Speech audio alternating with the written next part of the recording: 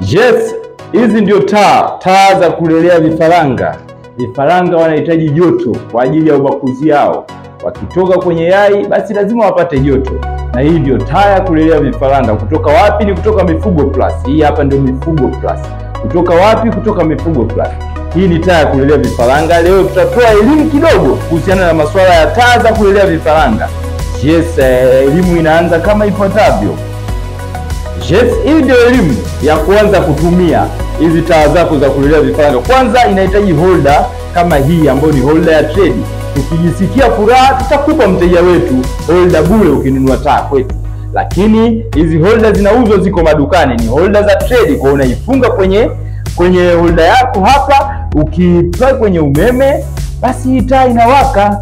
Itawaka kama hivi, itatoa mwanga mwekundu. Hapa ni joto kweli kweli, hapa ni joto kweli kweli. Dakika moja tu hapa ni joto. Joto tena joto. Ukileta mpaka hapa unapata joto. Sasa unakuja kumwekea kuku wako kwenye usawa wa goti, kama hivi. Joto linapiga chini. Na kama joto likawa kali zaidi, una uwezo wa kupandisha juu. Hii yote tutakufundisha na tutakuonyesha namna gani ya kutumia taa. Hii hapa imeshapata joto la kutosha kabisa. Inaweza ikamfanya kuku wako akawa na furaha na amani, lakini pia ni kwa sababu inatoa mwanga mwekundu, inamfanya kuku wako asiwe na stress.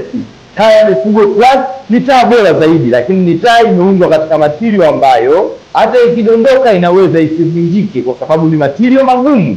Kwa hizi ndio taa za Mifugo Plus na bei yake ni nzuri. Ukihitaji